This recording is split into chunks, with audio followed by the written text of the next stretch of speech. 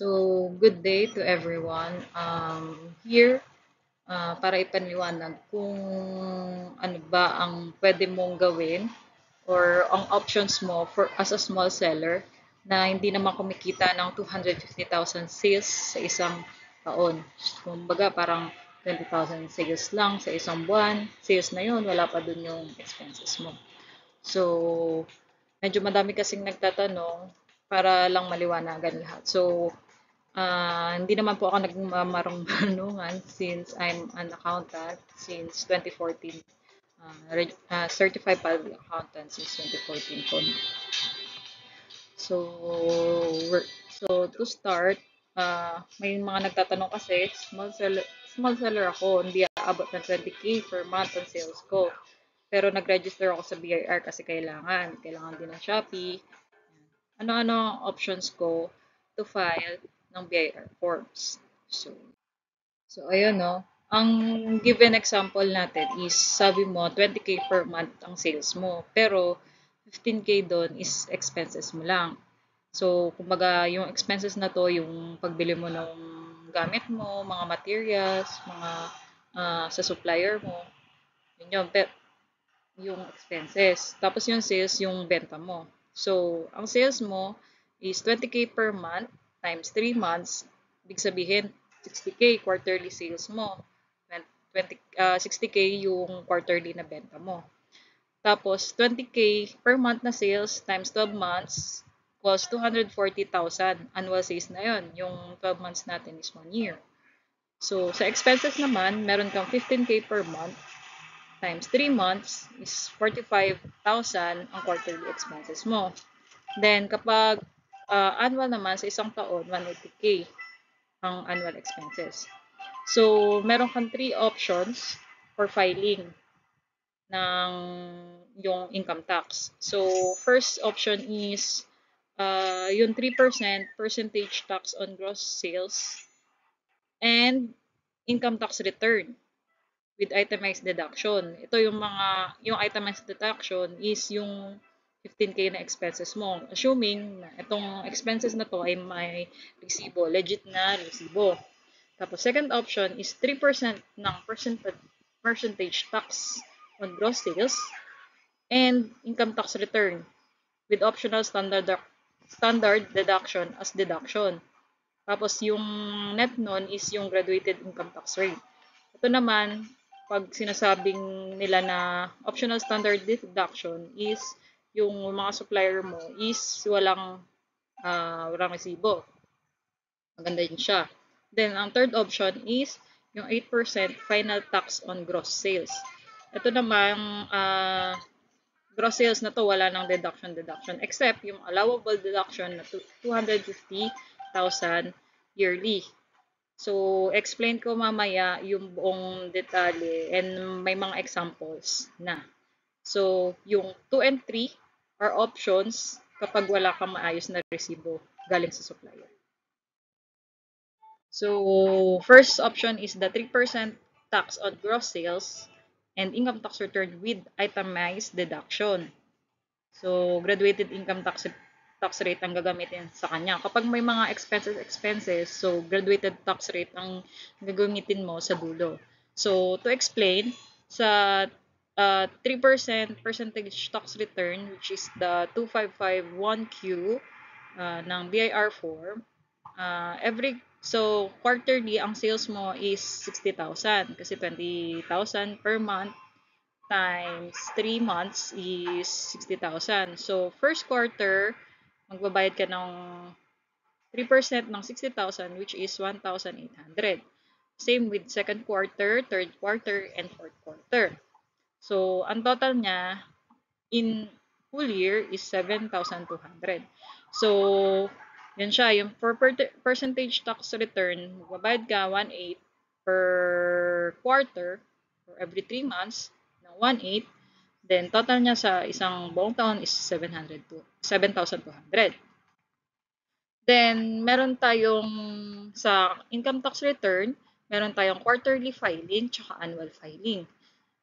Quarterly filing, medyo every quarter, kailangan mo mag-declare ng sales and expenses Every quarter, pwede siyang accumulated. Sa first quarter, hindi siya accumulated. Second quarter, third quarter is accumulated.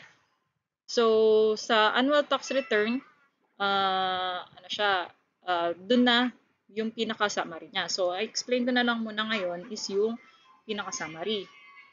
So, sa income tax return niya, sa annual income tax return, meron kang annual sales na 240,000 which is 20,000 times 12 months. So, 240.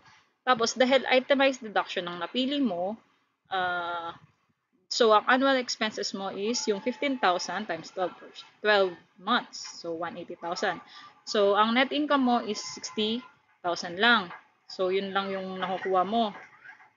Tapos, ang tax due niya for income tax return is wala. Kasi based on the income tax table under train law, kapag 250,000 and below yung net income mo, 0%. So, none. None yung, yung tax due mo. So, for income tax return, wala ka talagang babayaran. For percentage tax is 7,200. So, ang total payment mo lang to BIR is 7,200. That is for itemized deduction.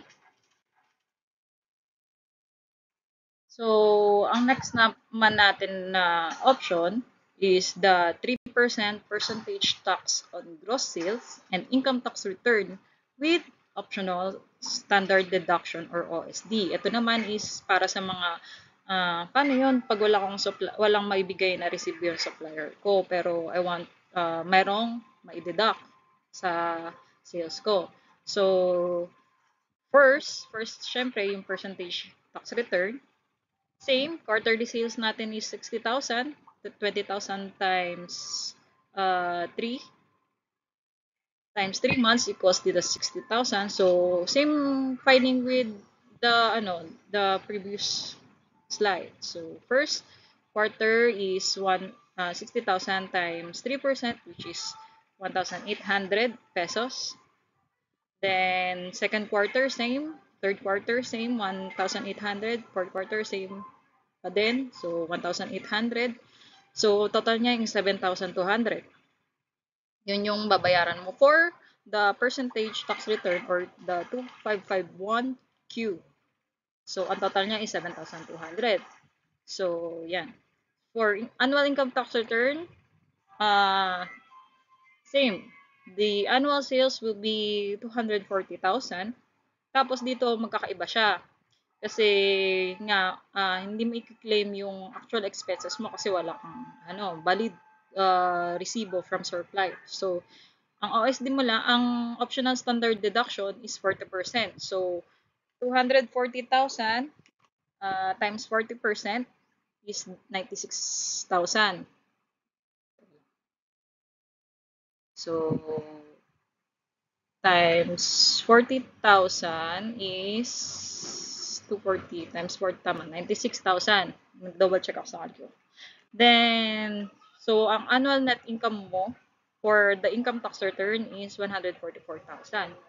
So, ang magiging tax due niyan is 0 pa din kasi under the tax table, the graduated income tax rate natin ay below 250 pa siya. So, none pa din, 0% pa din. So, 144 times 0%, 0 ang tax bill. So, ang total BIR payment kasama ang percentage tax return plus the income tax return is 7,200 lang.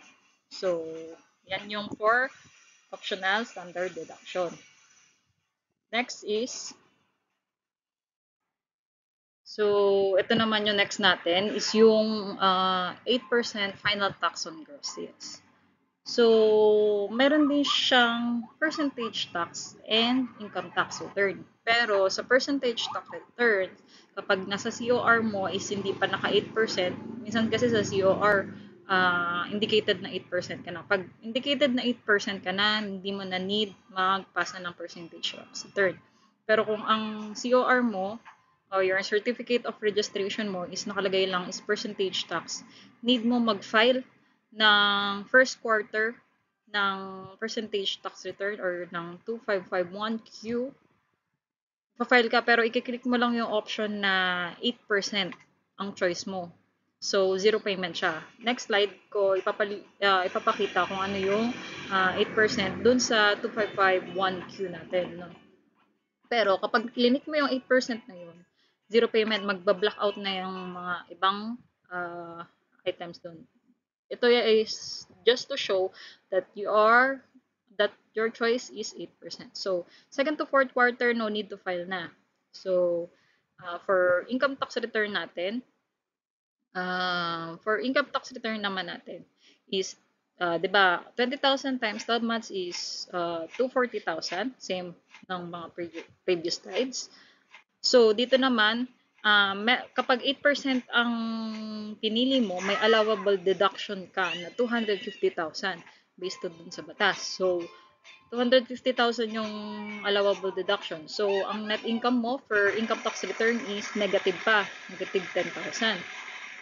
So, in short, tax due mo is 0 kasi 8% times negative ng 10,000, parang may utang pa sa'yo. So, 0%, 0 yung tax due mo. So, in all, ang payment mo to BIR is 0 kasi wala kang percentage, wala kang income tax return, wala kang mga babayaran. So, yan siya. Yan na, simple lang.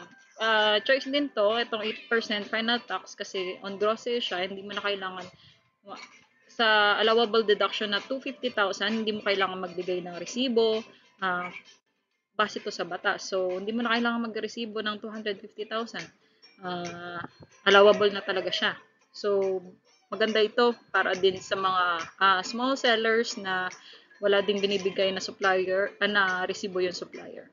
So, the next natin is itong, yung sabi ko nga sa slide na to, is yung 2551Q. Tapos, ang i-check mo dito, ayan yung may check na kulay red, is yung 8% income tax rate on gross sales ang pipiliin mo.